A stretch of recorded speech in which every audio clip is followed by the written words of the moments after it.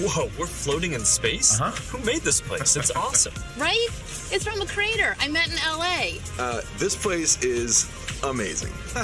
Boz, is that you? Of course it's me. You know I had to be the robot, man. I thought I was supposed to be the robot. Whoa. I knew you were bluffing. Hey, wait. Where is Naomi? Let's call her. Naomi. Hey, should we deal you in? This is cool, isn't Sorry, it? I'm running late, but you've got to see what we're checking out. There's an artist going around Soho hiding AR pieces for people to find. 3D street art? That's cool. Send that link over so we can all look at it. This is stunning. Okay, that is something. That's awesome. I love the movement. Wait, it's disappearing. This is amazing.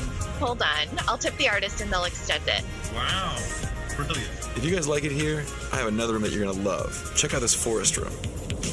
Huh, let's see it. Koi fish that fly? That's new. This is wild. Hey, one sec, Boz. It's Priscilla. Hey, you have to see this. Beast is going crazy. Oh, I love that guy. We've got to show that to the kids. Can you also send that to my dad? I'll message him. All right, see you at home. This place is great, Boz, but there's something I got to get back to. All right, so that's a glimpse of a few ways that we're going to be able to get together and socialize in the metaverse. It's a ways off, but you can start to see some of the fundamental building blocks take shape. First, the feeling of presence. This is the defining quality of the metaverse. You're going to really feel like you're there with other people. You'll see their facial expressions, you'll see their body language, maybe figure out if they're actually holding a winning hand. All the subtle ways that we communicate that today's technology can't quite deliver. Next, there are avatars, and that's how we're going to represent ourselves in the metaverse. Avatars will be as common as profile pictures today, but instead of a static image, they're going to be living 3D representations of you. Your expressions, your gestures, that are going to make interactions much richer than anything that's possible online today. You'll probably have a photorealistic avatar for work, a stylized one for hanging out, and maybe even a fantasy one for gaming. You're going to have a wardrobe of virtual clothes for different occasions, designed by different creators and from different apps and experiences. Importantly, you should be able to bring your avatar and digital items across different apps and experiences in the metaverse. Beyond avatars, there is your home space. You're going to be able to design it to look the way you want, maybe put up your own pictures and videos and store your digital goods. You're going to be able to invite people over, play games and hang out. You'll also even have a home office where you can work. Your home is your personal space from which you can teleport to anywhere you want. Now, speaking of teleporting, there are going to be all kinds of different spaces that people make. Rooms like the ones that we just saw, but also games and whole worlds that you can teleport in and out of whenever you want. Teleporting around the metaverse is going to be like clicking a link on the internet. It's an open standard. In order to unlock the potential of the metaverse, there needs to be interoperability. And that goes beyond just taking your avatar and digital items across different apps and experiences, which we are already building an API to support.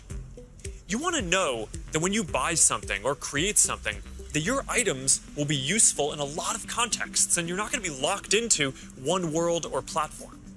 You want to know that you own your items, not a platform. Now, this is going to require not just technical work, like some of the important projects that are going on around crypto and NFTs in the community now. It's also going to take ecosystem building, norm setting, and new forms of governance. And this is something that we're really going to focus on. Privacy and safety need to be built into the metaverse from day one. You'll get to decide when you want to be with other people, when you want to block someone from appearing in your space, or when you want to take a break and teleport to a private bubble to be alone. You're going to be able to bring things from the physical world into the metaverse. Almost any type of media that can be represented digitally, photos, videos, art, music, movies, books, games, you name it. And lots of things that are physical today, like screens, will just be able to be holograms in the future. You won't need a physical TV, it'll just be a $1 hologram from some high school kid halfway across the world. And you'll be able to take your items and project them into the physical world as holograms in augmented reality too. You're going to be able to move across these different experiences on all kinds of different devices, sometimes using virtual reality so you're fully immersed, sometimes using augmented reality glasses so you can be present in the physical world as well, and sometimes on a computer or phone so you can quickly jump into the metaverse from existing platforms. There are going to be new ways of interacting with devices that are much more natural. Instead of typing or tapping, you're going to be able to gesture with your hands, say a few words, or even just make things happen by thinking about them. Your devices won't be the focal point of your attention anymore. Instead of getting in the way, they're going to give you a sense of presence in the new experiences that you're having and the people who you're with. And these are some of the basic concepts for the metaverse. And while this may sound like science fiction, we're starting to see a lot of these technologies coming together. In the next 5 or 10 years, a lot of this is going to be mainstream. And a lot of us will be creating and inhabiting worlds that are just as detailed and convincing as this one on a daily basis. So even though it's still a long way off, we're starting to work on some of these foundational concepts today.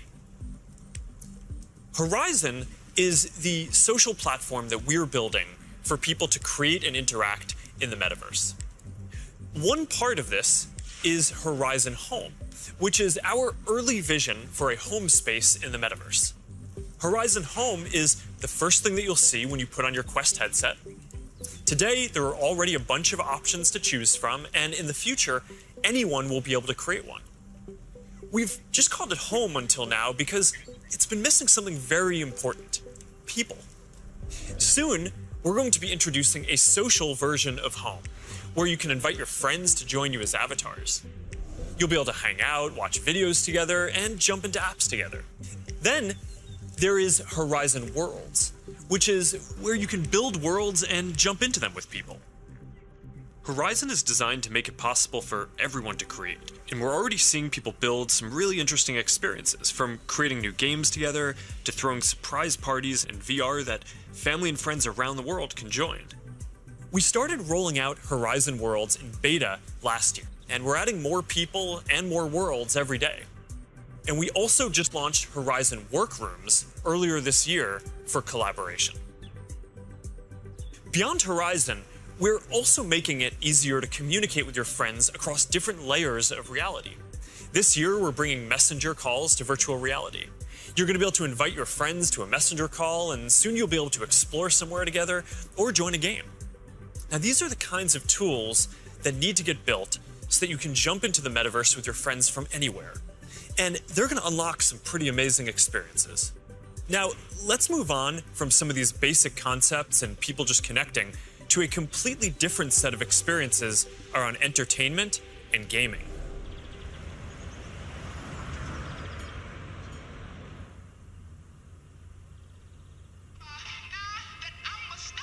Imagine your best friend is at a concert somewhere across the world. What if you could be there with her? I'm packing all my sneakers. I never had a club. Yo. You're here. Tell it like it is. Love how you live. When you're doing what you're doing, just tell the truth. Just tell it. Just tell it. Just tell it. Just tell it.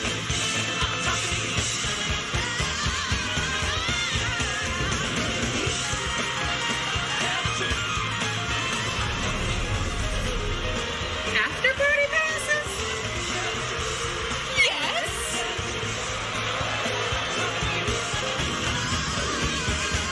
I want you to tell it like it is. Love how you live. When you're doing what you do, just tell the truth.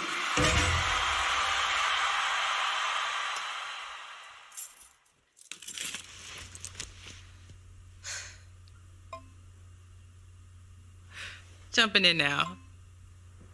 What if there was an after party that anyone could go to, no matter where they were? This is wild.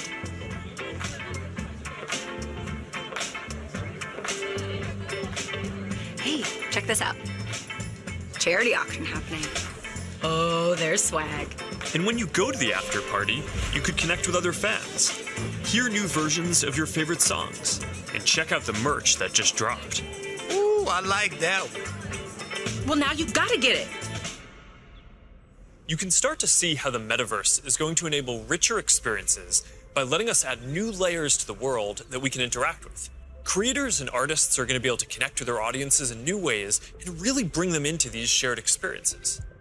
Now, there's a lot that needs to get built to create experiences like this, but we're working on some of these pieces right now with Spark AR.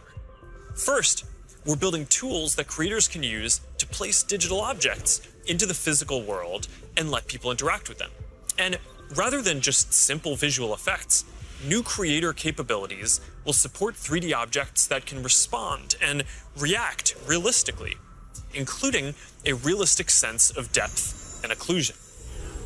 In the next year, we're also adding the ability for creators to connect different physical locations into cohesive augmented reality storytelling experiences, like guided tours or scavenger hunts. We're also building a Horizon marketplace, where creators can sell and share 3D digital items. And our hope is that this will enable a lot more commerce and help grow the overall metaverse economy. Because at the end of the day, it is really the creators and developers who are going to build the metaverse and make this real. And to make sure that there's an ecosystem that can sustain hundreds of thousands of people working on this, which is what we're going to need to bring this to life, then it's critical that creators and developers can make a good living doing this work. Now, if you ask people today what they thought the metaverse was, a lot of people would probably say it was a Spider-Man movie. But the people who actually follow the space would say it's about gaming. And that's because gaming provides many of the most immersive experiences, and it is the biggest entertainment industry by far. Gaming in the metaverse is going to span from immersive experiences in fantasy worlds to bringing simple games into our everyday lives through holograms. Maybe you'll play old games in new ways. So, Barcelona, huh? Well, it's not New York, but I like it. New York misses you. What's that? I said, let me put my game face on so I can beat you. Okay. Check. I gotta try another game face next time. Maybe you'll go head-to-head with players from around the world. It's like a shop. Some call it skill. Keep talking. Or maybe you'll do things that aren't even possible in gaming today.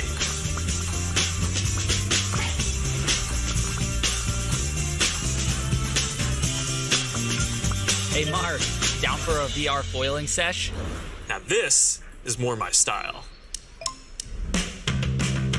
Classic look. All right. Nice. Oh, nice choice, Mark. Ready to shred. All right, here we go. Whoa. Whoa, hang in there, Mark. That's not good. Hit this section. Boom. All right, backflip. Yoo-hoo. I've got an idea. Hey, where are you going? Gotta pump it to jump it. What? I didn't even know that was an option. You're not going to catch me now. Take that, unicorn. Oh, Tube City. Kai, you're out of control. Don't worry, I'll let you win next time. All good. Oh, that was a close one. You want to go again? Maybe later. I'm gonna need a lot more sunscreen though.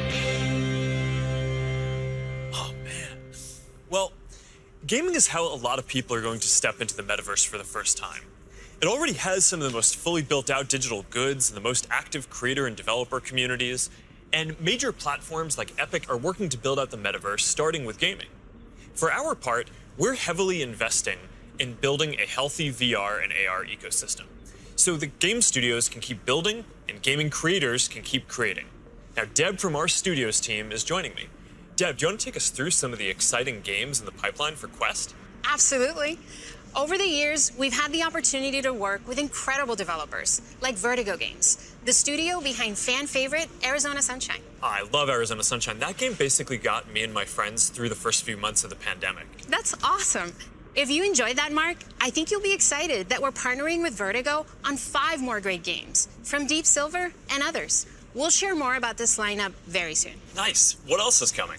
Well, the metaverse is constantly evolving. So one of the most important aspects will be live service games that launch updates and new downloadable content regularly, like Echo VR, Beat Saber, Onward, Pistol Whip, and more.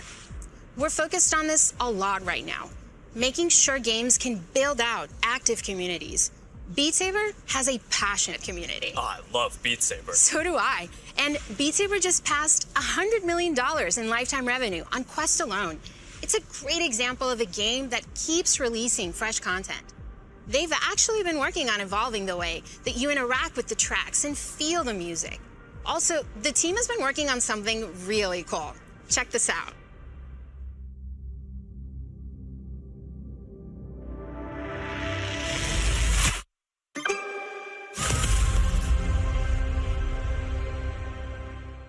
I can't wait to play this.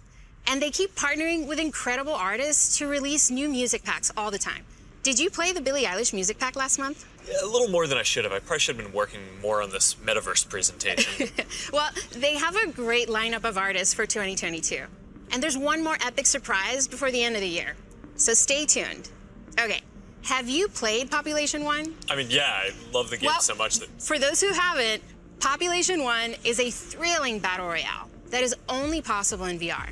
Since its launch at Connect last year, it has become one of the highest earning games on Quest and the biggest multiplayer FPS on the platform.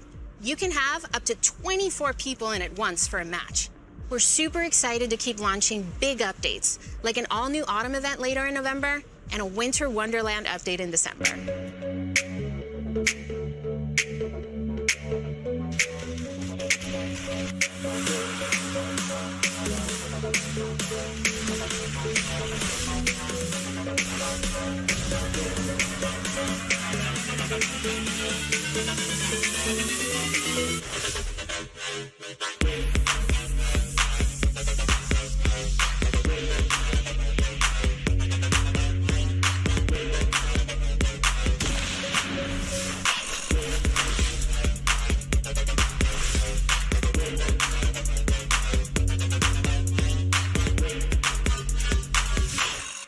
Okay, here's something I know our community has been waiting for. Lay it on us. All right, this is a title from the Warp Frog team. This is the team that set the standard for VR combat physics when it launched on Rift in 2019. That's right, Blade and Sorcery Nomad, the built for VR medieval fantasy sandbox that pairs magic with melee, is launching on Quest later this year.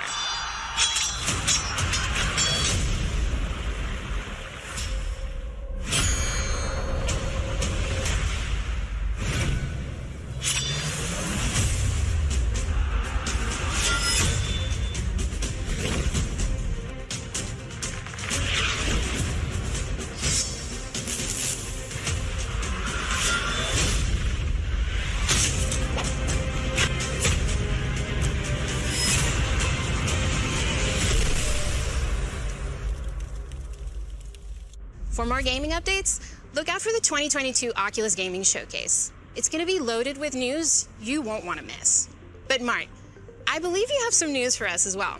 Yeah, you know, I have to say, it's really impressive to see this lineup come together over the last few years, but there's one project that I'm really looking forward to.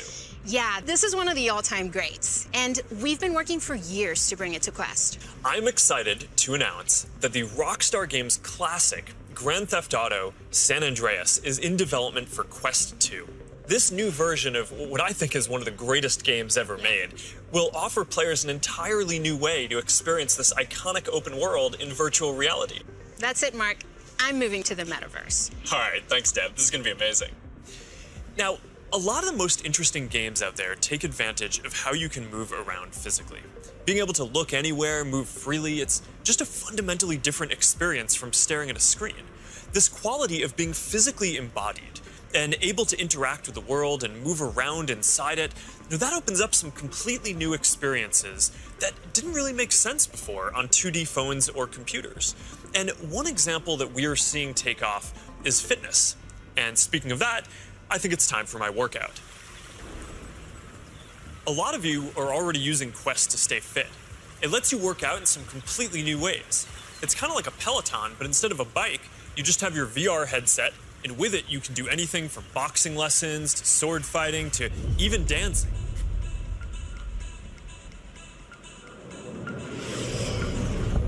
You'll be able to work out in new worlds, even against an AI.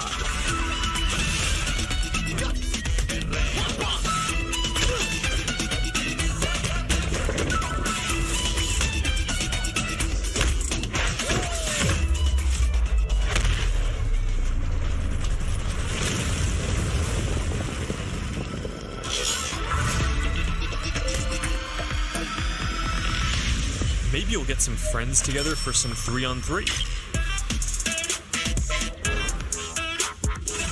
Maybe play pickup with people on the other side of the world.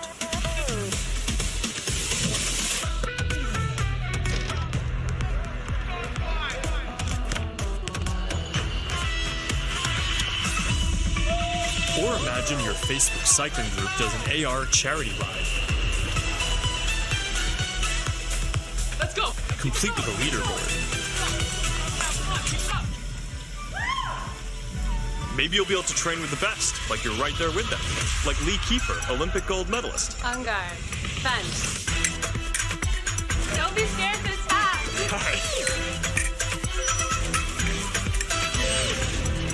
You seem like a natural. Whoa. All right, that's a little too realistic. See you later, Lee. That was fun. Good job, Mark. And that's what fitness will be like in the metaverse. Now, I think we're going to see a lot more unique experiences emerging around fitness that take advantage of the full immersion in interactive training. Speaking of which, Supernatural just added boxing to its lineup, FitXR has new fitness studios coming next year, and Player 22 by Rezel, which is currently used by pro athletes, is adding guided and hand-tracked bodyweight exercises soon. We're making a fitness accessories pack that makes Quest 2 more comfortable, with controller grips for when things get a bit intense, and a facial interface that you can wipe the sweat off of, making your sessions more comfortable. And that's all coming next year. But enough with the fun and games. It's time for everyone's favorite, work. Over the last year and a half, a lot of us who work in offices have gone remote. And while I miss seeing the people I work with, I think remote work is here to stay for a lot of people. So we're going to need better tools to work together. Let's take a look at what working in the metaverse will be like. Imagine if you could be at the office without the commute. You would still have that sense of presence, shared physical space, those chance interactions that make your day all accessible from anywhere. Now imagine that you have your perfect work setup and you can actually do more than you could in your regular work setup. And on top of all that, you can keep wearing your favorite sweatpants. Looking good. Let's get together real quick for a debrief.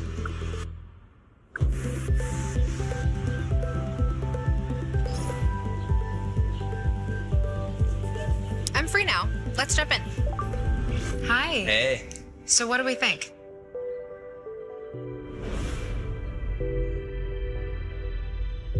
I think it's ready. Great. I'll prep it for the presentation. All right. Good luck. Imagine a space where you can tune out distractions and focus on the task at hand. And when you're ready to share what you've been working on, you can present it as if you're right there with the team. Wait, where's Mark? I think he's in the middle of something. You can already see some of these elements in Horizon Workrooms, which we launched a couple of months ago. Later this year, we plan to introduce room customization, so you can put your own logos and posters in your workrooms. We're also introducing a new office space in Horizon Home, for when you want your perfect workspace to do some focused work or just cross a few things off your to-do list. We're also announcing 2D progressive web apps for the Quest Store. And as a new developer frameworks, they're easier to build. So you can drop in and check on a work project while you're in VR using services like Dropbox and Slack, or stay connected with Facebook and Instagram. This starts bringing more of your 2D internet services into the metaverse. And as we've focused more on work, and frankly, as we've heard your feedback more broadly, we're working on making it so you can log into Quest with an account other than your personal Facebook account. We're starting to test support for work accounts soon, and we're working on making a broader shift here within the next year. I know this is a big deal for a lot of people. Not everyone wants their social media profile linked to all these other experiences, and I get that, especially as the metaverse expands. And I'll share more about that later. But I'm genuinely optimistic about work in the metaverse. We know from the last couple of years that a lot of people can effectively work from anywhere. But hybrid is going to be a lot more complex, when some people are together and others are still remote. So giving everyone the tools to be present, no matter where they are, whether as a hologram sitting next to you in a physical meeting or in a discussion taking place in the metaverse, That's going to be a game changer. I think this could be very positive for our society and economy. Giving people access to jobs in more places, no matter where they live, will be a big deal for spreading opportunity to more people. Dropping our daily commutes will mean less time stuck in traffic and more time doing things that matter. And it'll be good for the environment. Actually, if you travel for work and working in the metaverse means that you just take one less flight each year, that's probably better than almost anything else that you can do for the environment. I think working in the metaverse is going to feel like a huge step forward. And these dynamics, like the ability to teleport places with people and interact around shared projects in virtual space, they're going to be valuable in a lot of other categories of experiences too. So now Marnie, our Chief Business Officer, is going to take us through some of them. Thanks, Mark. We'll see you in a minute. What if you could learn about anything in the world just by bringing it closer to you? So, we're gonna have an astrophysicist in the family. Actually, I have to write this paper. Will you help me? Let's take a closer look. What part of the solar system are we talking about? Saturn. If you were taking astrophysics, you could study in the metaverse. Did you know the rings are made up of billions of icy particles? Really? Look at this.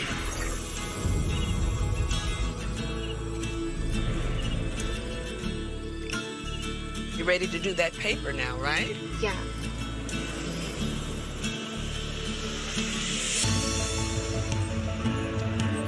In the metaverse, you'll be able to teleport not just to any place, but any time as well.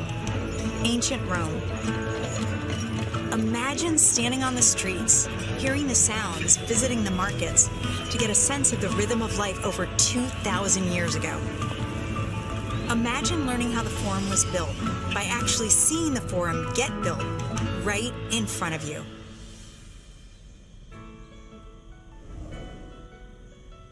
Hi, everyone. I'm Marnie Levine. In the metaverse, learning won't feel anything like the way we've learned before. With a headset or glasses, you'll be able to pull up schematics for your studying, or maybe even the service manual for a vehicle you're learning to repair. Let's say you're a med student or a doctor. With apps like OSO VR, you can learn new techniques in surgery firsthand, practicing until you get it right.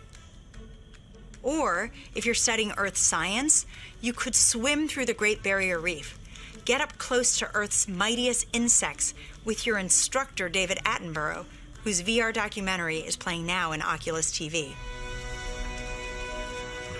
This is a world of intrigue, a world of wonder, a secret world hidden to the human eye. Explore the extraordinary world of Micro Monsters 3D with me, David Attenborough. This is just one of the ways we're going to learn in the future. But in order to get there, we're going to need to help build the skill sets of the people who build these experiences. So we're setting aside $150 million to train the next generation of creators to build immersive learning content and increase access to devices. And to help more creators make a living building AR effects using Spark AR, we're going to establish a professional curriculum and certification process, make it easier to monetize, and put our Spark AR curriculum on Coursera and edX. Thanks, Marnie. So that's a glimpse of the kinds of experiences that you might have in the metaverse. From connecting with friends, to gaming and entertainment, to work and education, and creation and commerce. Now, let's talk about how creators and developers are going to build all of this, and about the economy that we all need to create. The last few years have been humbling for me and our company in a lot of ways. One of the main lessons that I've learned is that building products isn't enough. We also need to help build ecosystems so that millions of people can have a stake in the future, can be rewarded for their work, and benefit as the tide rises, not just as consumers, but as creators and developers. But this period has also been humbling because as big of a company as we are, we've also learned what it is like to build for other platforms. And living under their rules has profoundly shaped my views on the tech industry. Most of all, I've come to believe that the lack of choice and high fees are stifling innovation, stopping people from building new things, and holding back the entire internet economy. We've tried to take a different approach. We want to serve as many people as possible, which means working to make our services cost less, not more. Our mobile apps are free. Our ads business model is an auction which guarantees every business the most competitive price possible.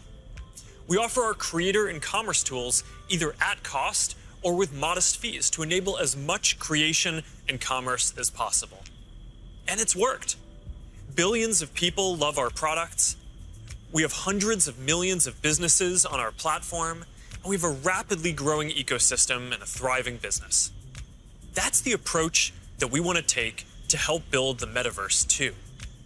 We plan to continue to either subsidize our devices or sell them at cost to make them available to more people. We'll continue supporting sideloading and linking to PCs so consumers and developers have choice rather than forcing them to use the Quest store to find apps or reach customers. And we'll aim to offer developer and creator services with low fees in as many cases as possible so we can maximize the overall creator economy, while recognizing that to keep investing in this future, we'll need to keep some fees higher for some period to make sure that we don't lose too much money on this program overall. After all, while a growing number of developers are already profitable, we expect to invest many billions of dollars for years to come before the metaverse reaches scale. Our hope, though, is that if we all work at it, then within the next decade, the metaverse will reach 1 billion people, host hundreds of billions of dollars of digital commerce, and support jobs for millions of creators and developers. We'll try to lay out how some of this commerce model will work, but I also want to be upfront about the fact that there's a ton that we just don't know yet. What I can tell you, though, is that we are fully committed to this. It is the next chapter of our work, and we believe for the internet overall. And our strategy and track record show that we will do everything we believe is sustainable to grow the community, the creator economy, and the developer ecosystem. And to tell us more about all of that, here's Vishal, our head of Metaverse products. Thanks, Mark. As you said, our approach is to serve as many people, creators, and businesses as we can by keeping fees as low as possible and offering choice. As a company, we have been investing in commerce and creators for many years, but let me take a moment and explain how this will all come to life in the metaverse. For people, the metaverse will offer more choice than we've ever seen before. And most importantly, there will be a real sense of continuity where the things you buy are always available to you. Today, much of what you buy on the internet is inside a single app, website, or game. You might buy a custom skin for your gaming avatar, but you can't take it with you when you move to a new space. In the physical world, that would be the equivalent of buying your favorite sports team's jersey and never be able to wear it outside the stadium. In the future, you will be able to buy digital clothes for your avatar and then wear them into the metaverse more broadly. For creators, our goal is to provide a way for as many creators as possible to build a business in the metaverse. One thing we've learned from today's digital platforms is that we can't artificially limit innovation. We need to enable as many different types of creators as possible to unlock the best ideas. There will be many different kinds of creators in the metaverse. Creators who make digital objects, creators who offer services and experiences, and those who build entire worlds like game creators do today. We also want creators to have the biggest possible audiences. If a creator designs a signature effect to surround avatars, their fans should be able to buy it and then visit different spaces to show it off to their friends. Frankly, if a creator builds any experience, all of their fans should be able to enjoy it. Businesses will be creators too, building out digital spaces or even digital worlds. They'll sell both physical and digital goods, as well as experiences and services. And they'll be able to use ads to ensure the right customers find what they've created. Speaking of buying things, we're also exploring new types of ownership models and entitlements to ensure people feel confident that they actually own something. This will make it easier for people to sell limited edition digital objects like NFTs, display them in their digital spaces, and even resell them to the next person securely. In short, the metaverse will remove many of the physical constraints we see on commerce today and make entirely new businesses possible. While this is very exciting, The metaverse is all about co-creating. We're building this together with creators, developers, and entrepreneurs. So today, I've asked Jackie Aina to join me to start a conversation about what might be possible. Jackie is a beauty creator who launched her own lifestyle brand on Instagram called Forever Mood, where she sells candles with scents like cuffing season and partners with major brands on makeup drops. So let's meet Jackie in her space. Here we are in this digital space, totally inspired by you and all the things that you love. Jackie, I've been such a big fan of yours for such a long time. Tell me a bit about how you got started in social media. So, rewind back to 2009. As it pertains to like beauty, I would go to like a makeup counter or go makeup shopping, and I always felt rejected, always felt othered. So I got so frustrated that eventually I was like, you know what? Not only am I gonna like not listen to them, but I'm gonna show other people how I'm making it work with my skin tone too. How did you go from creating content, creating videos, to a product? You just, have a brand called Forever Mood. It's huge on Instagram shopping. So Forever Mood was not only a bit of a love letter to me and my relationship with my mom. That's how we bond, was through fragrance ever since childhood. But it's been doing amazing, and we've actually been getting a lot of support. Jackie, this space is pretty magical, and I know it kind of reflects the stuff you love. Like, tell me a bit about what you love and why this represents you. Okay. So first thing, color is everything. I love pastels. You can see it in the brand. You can see it like a lot of times in what I wear. With the metaverse, when we're curating collections or even just brainstorming, this would be a great way to like gather us all together and literally kind of create atmospheres and environments and moods to just kind of enhance creativity. And then if I can invite people, it would be like inviting them in my home. You know what I mean? It'd be like bringing them into a piece of me. So I would want them to feel some of the things that I feel when I step into my house or when I light my candles. Interacting with people in comments and having a conversation is a way to kind of get your fan excited about interacting with you, but also you feel like you get a connection to your community. Too. Yeah. And so this idea of reaching kind of into the comment section and pulling a fan in and having a conversation is pretty powerful. And, and it humanizes that person on the other end, of that comment. And I think there's a really interesting opportunity to think about how we build community and how we engage with our fans in a really deep way, as opposed to just through a comment box. Imagine for your biggest fans, you could have an exclusive launch party where anyone could visit, no matter where they were in the world. I love that, because when we first launched the brand, everything was shut down because obviously quarantine, couldn't go anywhere. And I had this idea of doing like pop-ups for Forever Mood, where we would have a room inspired by each scent.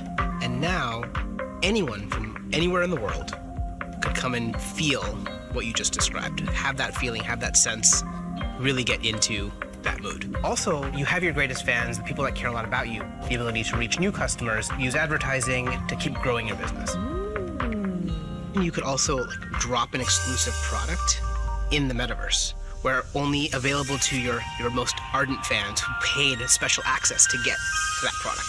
That's dope. Commerce is going to be a big part of the metaverse. You'll be able to sell both digital and physical products. The butterfly effect transports us someplace magical.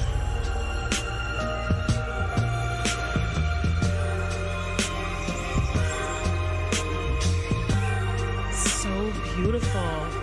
So Jackie, as we walk through this amazing world, what does the metaverse mean to you? I just feel like this is like endless possibilities with my imagination. I can't even begin to imagine how meaningful the metaverse will be, thanks to creators like you.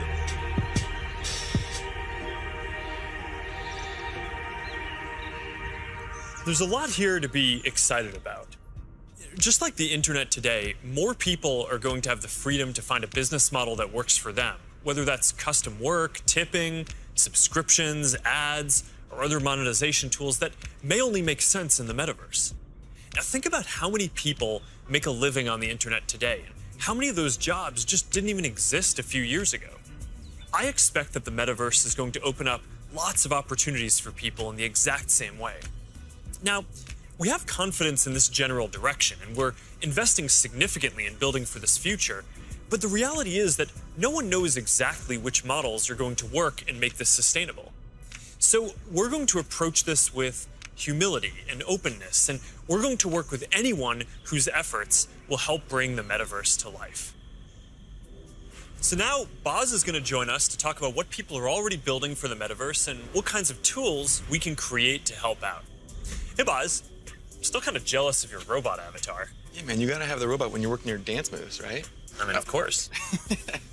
Look, Mark, we've been working on Facebook Reality Labs for a long time, but we always kept the same vision, which is that we want to build tools that help people feel connected anytime, anywhere. And that vision is what drives us today, to help people get together in virtual spaces. We've come a long way since the early days of VR, thanks to the developers and the creators who see the potential to entertain and to educate. But of course, we still have a lot farther to go. So to keep the pace of innovation moving faster and empower more use cases, we do have a few exciting announcements. Today, we're introducing the Presence platform, which is a broad range of machine perception and AI capabilities that empower developers to build mixed reality experiences on Quest 2. You want to tell us more about the Presence platform? Yeah, we've said before that realistic presence is the key to feeling connected in the metaverse. And the Presence platform's capabilities are what's going to deliver on that promise. Things like environmental understanding, content placement and persistence, voice interaction, standardized hand interactions. In fact, let's start with hands. I mean, the human hand is an engineering marvel. And bringing hands into VR was no easy feat. It required a lot of collaboration against product, design, research, but we continue to improve that product, finding new ways to navigate with gestures and interact with VR. So today, we're introducing the Interaction SDK, a library of modular components that will make it easy to add hand interactions to your apps. That's pretty exciting. Yeah, we really think this is going to help people accelerate the build time for new and existing titles that allow people to use their hands more naturally in more virtual experiences. Now, in addition to hands, there's another exciting interaction space for VR. That's your voice. The Voice SDK lets developers integrate voice input into their games and apps so they can create new gameplay and navigation. So soon, you'll be able to jump into a FitXR workout and shake up your routine just by saying, "Surprise me." Oh, yeah, I've tried this one before. This one's really tough. Yeah, me too. It is. Since we launched the Pass-Through API, we've already seen breakthrough experiments from developers that blend the virtual and the real world. Soon, with our next SDK release, developers will be able to ship their mixed reality apps on the Oculus Store and an App Lab. Now, of course, access to pass-through by itself is not enough. To achieve that rich mixed reality experience, apps also need to be aware of things in the room and, blend the virtual objects with the physical environment around them so they can coexist in the same space. So developers want to be able to place, persistent world-locked content like animated holograms or your Instagram feed in your real space. And tools like spatial anchors and scene understanding capabilities will help make these mixed reality experiences feel seamless. Now, I'd gladly nerd out with you on the technical details of this with you. I know. But I think it's better to show you. Load the world beyond. This is Oppie. Oppie, come on, Oppie. Who's a good persistent state virtual object layered on an interactive pass-through environment? Oh, you are. Yes, you are. Oppie, sit. Pets in the metaverse, man. Just as stubborn as they are in the physical world. You know, Boz, I always really wanted a forest in my living room. Did you? Not really. I'm looking forward to how developers are going to be able to build a new generation of mixed reality experiences on Quest 2. And it also gives us a glimpse of the kind of worlds that people are going to be able to build. Now let's talk about augmented reality. With Spark, we've really focused on those use cases that allow people to both stay engaged with the world around them, but also stay connected to the people that they're not around. And creators are really leading the way here. And we're doing everything we can to support them with our know-how, with our resources, and of course, with tools. And for more on that, I'd like to say hi to Sue, the product director at Facebook Reality Labs and the head of Spark AR. Thanks, guys. Spark AR is focused on building AR experiences that empower people to be more connected and at the same time, more present with the world around them. And creators are helping us build these experiences of today while exploring the possibilities of tomorrow. Fundamentally, we're democratizing AR creation and enabling a global community with the tools and knowledge necessary to develop the AR content and experiences that people love to use. Programs like AR Curriculum enrolled over 22,000 creators in less than a year, and we're adding additional programming to support more advanced creators. And the depth and breadth of content would not be possible without these creators. In 1 week alone, you'll see effects that bring moments like landing on Mars or the launch of a new album to life, all by tapping into everyone's imaginations. We're also powering experiences across Facebook, so imagine playing that AR battleship game from your phone with a friend in the metaverse or on an augmented call. How cool, right? Right now, we have over 600,000 creators in our community with diverse needs and motivations for using AR to engage with their fans and audiences. We know people, more than 700 million monthly across the Facebook family of apps, are already using AR a ton. We see over 80 billion effects applied per month, and we want to make it even easier for anyone to find their spark. So we created a tool, codenamed Polar, that makes AR creation possible for novice creators who have no prior experience in art, 2D or 3D design, or programming. Think paint by numbers.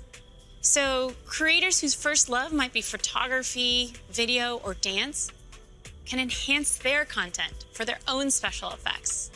And that's an important piece of this vision and this community. It's open to anyone and everyone who's curious. And the metaverse is well positioned to be a strong digital economy for creators from all walks of life. This is primitive to a functioning metaverse. And we want to make sure creators are ready to share their creativity and capitalize on this emerging opportunity from day one. Thanks, Sue. So that's some of the software platform that needs to get built to deliver the metaverse. But there are other important considerations here too. Hey, Nick. Hey, Mark. Hope I'm not interrupting. You got a sec? Have you got Oppie with you? I think Oppie's still in the virtual forest, but I always have time for you. What's going on? Look, I just love the presentation so far. It's such visionary stuff. But as you mentioned early on, with all big technological advances, there are inevitably going to be all sorts of challenges and uncertainties. And I know you've talked about this a bit already, but people want to know how we're going to do all this in a responsible way, and especially that we play our part in helping to keep people safe and protect their privacy online. Yeah, that's right. This is incredibly important. The way I look at it is that in the past, the speed that new technologies emerged sometimes left policymakers and regulators playing catch-up. So on the one hand, companies get accused of charging ahead too quickly, and on the other, tech people feel that progress can't afford to wait for the slower pace of regulation. And I really think that it doesn't have to be the case this time round, because we have years until the metaverse we envision is fully realized. So this is the start of the journey, not the end. Like I said earlier, interoperability, open standards, privacy, and safety need to be built into the metaverse from day one. And with all the novel technologies that are being developed, everyone who's building for the metaverse should be focused on building responsibly from the beginning. This is one of the lessons that I've internalized from the last 5 years. It's that you really want to emphasize these principles from the start. So at Connect last year, Boz outlined our responsible innovation principles, and the first one was never surprise people. Right, and that means being transparent about how things work, what data is collected, and how that data is used over time. It also means giving people easy-to-use safety controls, as well as age guidance and parental controls for when youngsters are using these products. And we're spending a lot of time talking with experts and getting perspectives from outside the company on what we're building, even before we build it. And this is about designing for safety and privacy and inclusion before the products even exist. And one example is what we're doing with Project Aria, our research device that helps inform the AR glasses that we're building. We're also funding external research on this. You know, last year we announced grants for research on the impact of AR, VR, and smart devices on people who aren't currently using them, especially communities whose perspectives have often been overlooked, as well as best practices for creating inclusive environments in virtual spaces. And this year, we're opening up support for even more research because we need those independent perspectives to make sure that we're living up to another one of our principles, consider everyone. And that point is so important because this is a collaborative exercise. And in particular, we need to make sure the human rights and civil rights communities are involved. So these technologies are built in a way that's inclusive and empowering. One of the advantages of starting right now is that we can collaborate with people at the very early stages of development, like what we're doing through the new fund that you announced a few weeks ago. Yeah, the XR Programs and Research Fund. It's a 2-year, $50 million investment in programs and external research with organizations all over the world, like Howard University, Women in Immersive Tech, Africa No Filter, and universities in Seoul, Hong Kong, and Singapore. And this is crucial because, as we've said, the metaverse isn't something we're building so much as it's something we're building for. Across the industry, we need to bring that same imagination and commitment to building for interoperability, openness, safety, and privacy as we do for all the other product aspects of the metaverse. These have to be fundamental building blocks, just like the other software and experiences that we've been talking about. Right. All right, thanks, Nick. So, one thing that we haven't talked about much yet is the future of hardware that will help bring the metaverse to life. We're working on multiple new products to advance the state of the art, unlock richer social interactions, and make it a lot easier to be productive. That must be Angela, our head of VR devices. Hey, Angela. Hey, Mark. Is that what I think it is? I sure hope it is. All right, come on in.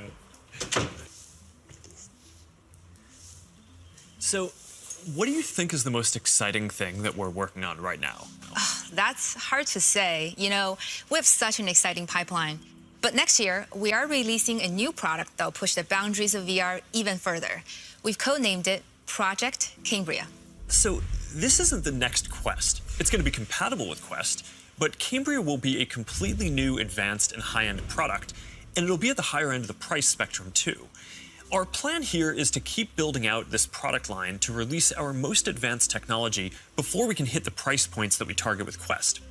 All right, so let's talk about some of the new advances here. Yeah, sure. There's a ton of new tech going into Cambria. For example, your avatar will be able to make natural eye contact and reflect your facial expressions in real time. This way, people you're interacting with will have a real sense of how you're actually feeling. It does mean building more sensors into a form factor that's comfortable to wear for a while. And because we want VR to be for everyone, we also have to make sure avatars represent a diverse set of human facial features and skin tones, as well as paying attention to things like glasses and beards that might get in the way of some of the sensors. So that's going to be a big step forward for social presence, and I'm really glad that we're focused on making it inclusive from the start. Now, what about unlocking more mixed reality experiences? I mean, imagine working at your virtual desk with multiple screens while seeing your real desk so clearly that you can pick up a pen and write notes without taking your headset off. Or, you're doing a workout with a virtual instructor in your living room. It's going to be so cool.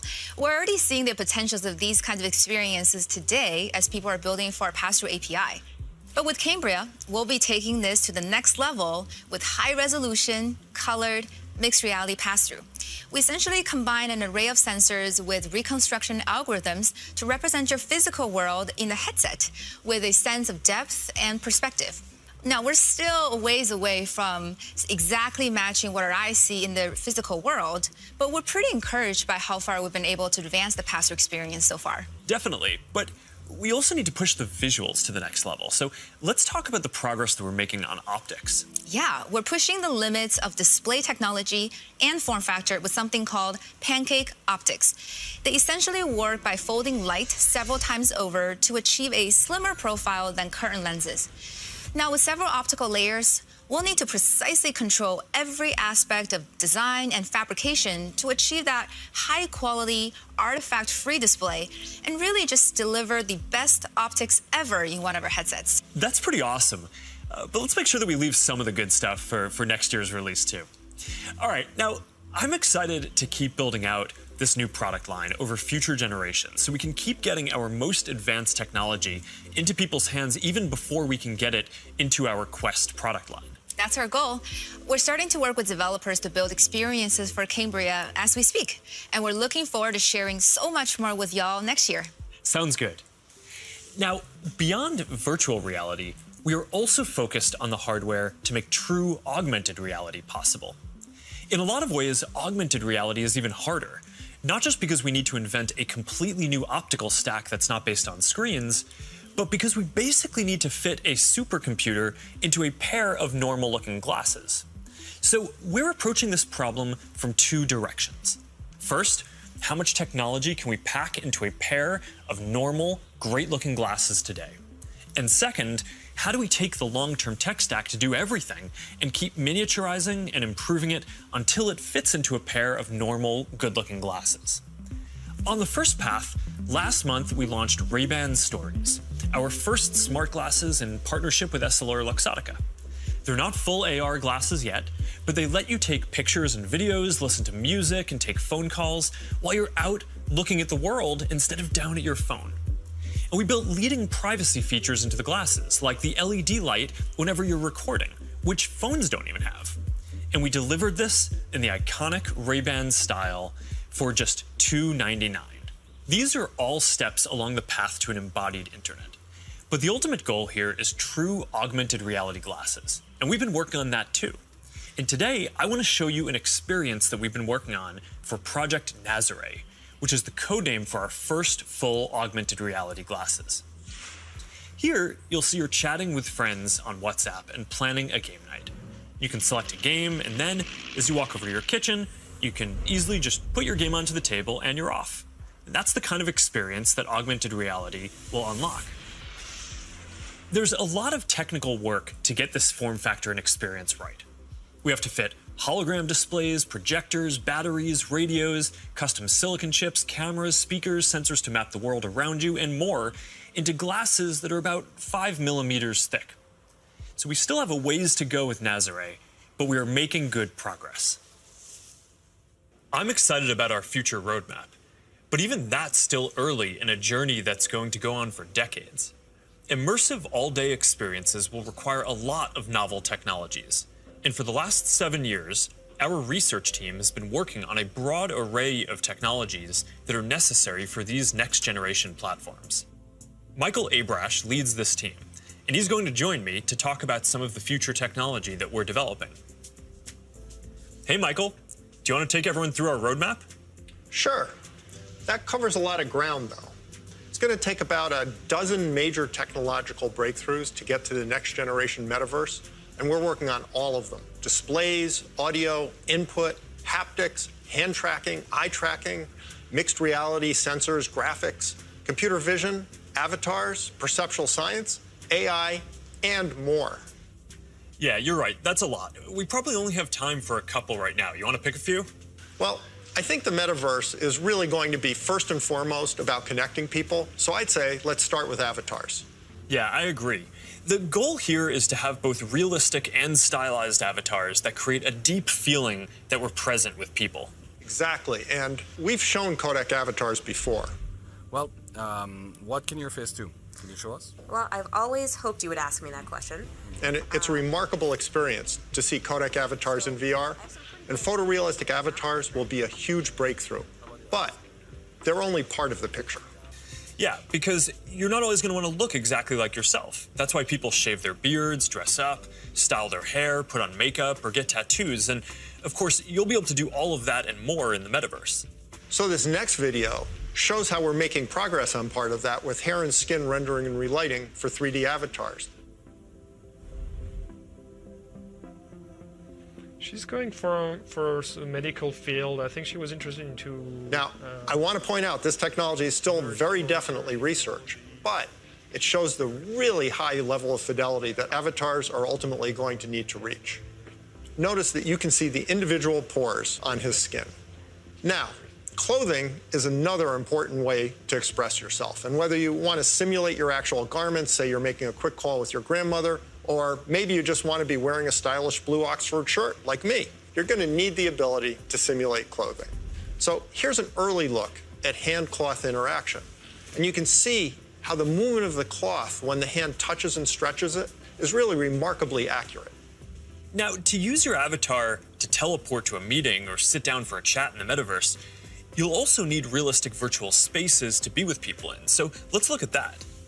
Contrary to how this looks, this is actually not a video of the physical world. It's a 3D reconstruction of a mock apartment, which I guess just became clear when that bowl took off by itself. Exactly. So what you can see here is that a researcher is moving around various objects on the right, And then on the left, you can see the high-fidelity real-time rendering of the space and the moving objects on the left without the researcher. So what's critical here is that this is all happening in real time. That's what's novel here, and that's what differentiates it from CGI.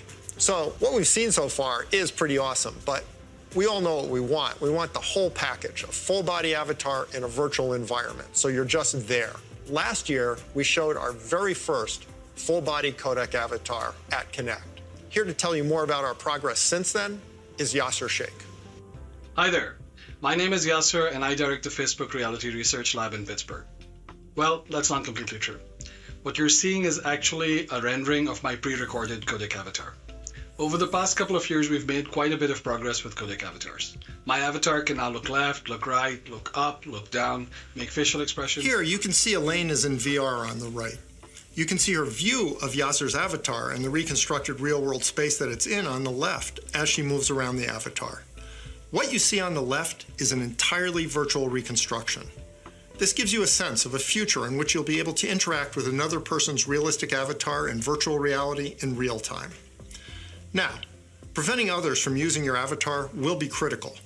That's why, even though this is early-stage research, we're already thinking about how we could secure your avatar, whether by tying it to an authenticated account or by verifying identity in some other way.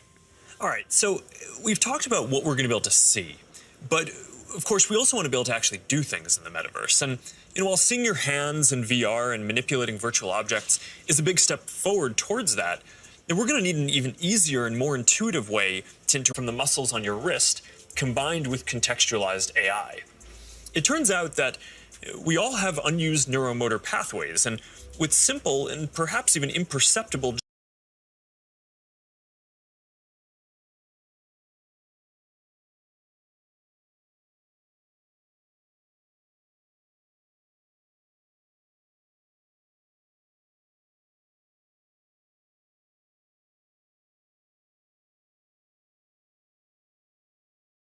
gestures, sensors will one day be able to translate those neuromotor signals into digital. That input is going to just be around enabling basic gestures, click, scroll, select.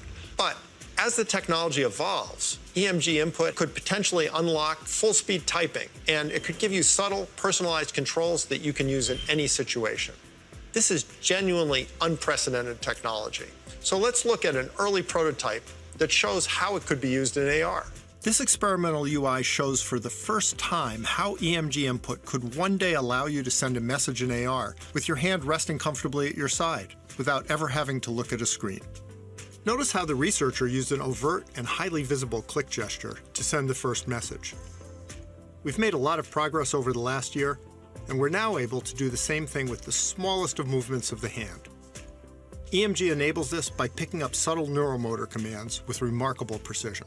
So basically what you're saying is that you're going to be able to send a text message just by thinking about moving your fingers. That's going to be pretty amazing. But I guess it's just one part of the equation, because the other is AI that understands your context and can give you a simple set of choices based on that context. So let's take a look at an AI interaction model that we've built using Project Aria, our initiative to accelerate research into AR glasses and live maps that we talked about last year. Remember the mock apartment we saw earlier? Well, we've indexed every single object in it, including not only location, but also the texture, geometry, and function of each one. We fed all that information into the Project Aria glasses Mingfei is wearing in this next demo. And the reason is to simulate how AR glasses will ultimately be able to access data from a 3D map that will help them identify the real-world objects in the space around you and better understand your context so they can help you. What's happening here is that the glasses are calculating where Mingfei is in the room, locating and identifying all the nearby objects based on the index mentioned earlier, and figuring out which of those objects Mingfei is interested in by observing her eye movements. That contextual information, in turn, enables the system to offer proactive assistance to Mingfei in a variety of ways. Here, the system knows that she may want to turn on the TV, so when she clicks while looking at it, the system turns it on. Ultimately, her AR glasses will tell her what her available actions are at any time. Hey assistant, where's my favorite mug? We're also working on a voice interface that will let you locate any object. Here, the system is displaying the current location of the mug. In the future, it might tell her where it is using speech or text, or it might highlight the location in her glasses. Really, it's an early look at the sort of intuitive, low-friction interface that AI plus EMG input will enable in the future. This is how we'll all be interacting one day. Thanks, Michael. That was awesome. All right, so I hope that gives you a sense of some of the technical challenges that we're working on to deliver deep and immersive experiences in the metaverse. A lot of what we've shown today isn't going to be available in the next year or two. Some of this is still a long way off. But this is some of the most exciting stuff that I've ever gotten to work on, and I'm just incredibly energized to be on this journey with all of you. And there's one more thing that I want to tell you about today. I believe the metaverse is the next chapter for the internet, and it's the next chapter for our company too. So I've been thinking a lot about what this means for our company and who we are as we embark on this journey. We're a company that focuses on connecting people. While most other tech companies focus on how people interact with technology, we focus on building technology so people can interact with each other. One of the reasons I started Facebook was that at the time you could use the internet to find almost anything. Information, news, movies, music, shopping, except for the thing that matters most of all, people. Today, we're seen as a social media company. But in our DNA, we are a company that builds technology to connect people. And the metaverse is the next frontier, just like social networking was when we got started. Facebook was born in a specific time and place, a college campus, the web. It was what we could build at the time to put people back into our experience of technology. But connecting people was always much bigger. From way earlier on, I remember sitting in middle school classes, sketching in my notebooks, ideas that I wanted to code when I got home. And even though I didn't have the skill or technology to build it yet, it was always clear that the dream was to feel present with the people we care about. Isn't that the ultimate promise of technology? To be together with anyone, to be able to teleport anywhere, and to create and experience anything? Yet here we are in 2021, and our devices are still designed around apps, not people. The experiences we're allowed to build and use are more tightly controlled than ever. And high taxes on creative new ideas are stifling. This is not the way that we are meant to use technology. The metaverse gives us an opportunity to change that if we build it well. But it's going to take all of us, creators, developers, companies of all sizes. Together, we can finally put people at the center of our technology and deliver an experience where we are present with each other. Together, we can create a more open platform with more ways to discover experiences and more interoperability between them. And together, we can unlock a massively bigger creative economy. I know the internet story isn't straightforward. Every chapter means new voices and new ideas, and yes, there will be challenges and risks and disruption of established interests. But there will also be opportunities and benefits that we can't even imagine yet, for connection, for creation, for learning, and joy. We'll all need to work together from the beginning to bring the best possible version of this future to life. A future where, with just a pair of glasses, you will be able to step beyond the physical world and into the kinds of experiences that we have talked about today. I've been thinking a lot about our identity as we begin this next chapter. Facebook is one of the most used products in the history of the world. It is an iconic social media brand, but increasingly, it just doesn't encompass everything that we do. Instagram, WhatsApp, Messenger, Quest, now Horizon, Nazare, and more. Building our social media apps will always be an important focus for us. But right now, our brand is so tightly linked to one product that it can't possibly represent everything that we're doing today, let alone in the future. Over time, I hope that we are seen as a metaverse company. And I want to anchor our work and our identity on what we are building towards. We just announced that we are making a fundamental change to our company. We're now looking at and reporting on our business as two different segments. One for our family of apps, and one for our work on future platforms. And as part of this, it is time for us to adopt a new company brand to encompass everything that we do.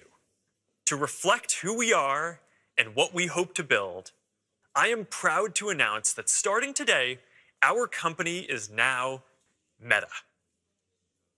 Our mission remains the same. It's still about bringing people together. Our apps and their brands, they're not changing either. And we are still the company that designs technology around people. But now we have a new North Star to help bring the metaverse to life. And we have a new name that reflects the full breadth of what we do and the future that we want to help build.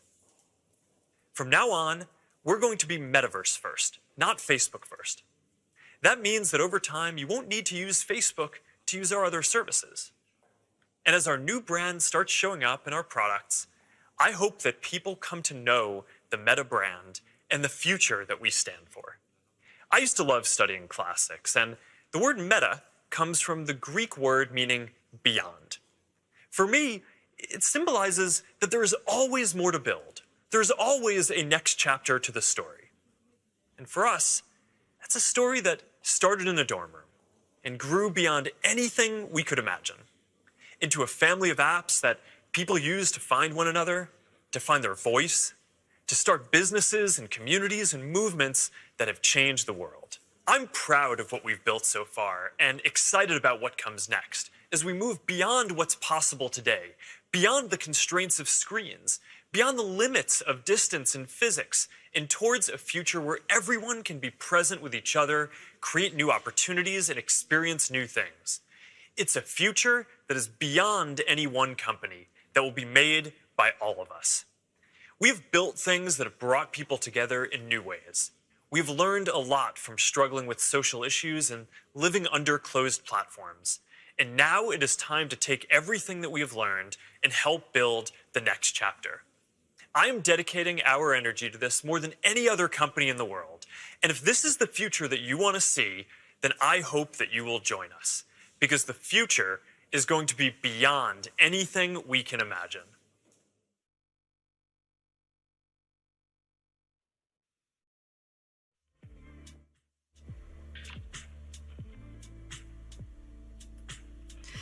Wow, wow, wow. I hope everyone was sitting down for that announcement. Never a dull moment around here, and I, for one, am already planning how I'll decorate my high-rise in the metaverse, and also updating my business cards. Does anyone actually use those anymore? No? Just me? Okay. Well, what a way to kick things off. And now, to you, our community of creators, developers, and friends, welcome to Connect 2021. I'm Melinda Davenport. As we know, Connect has gone virtual for the second year in a row, and here at Meta, we want to say that we hope everyone is doing well and staying safe, and we just can't wait to connect IRL just as soon as we can. You know, in my time as internal comms director at Meta, I've learned that Connect is one of the most anticipated events of our year, and that epic blockbuster opener was only just the beginning. Today we have an incredible slate of announcements, sessions, and panels giving you an in-depth look at the new realities our developer community is building. You'll get an unprecedented peek behind the curtain as our team offers a glimpse at the many ways we'll be virtually connecting, creating, and collaborating in the not-so-distant future. Seriously, like pretty soon.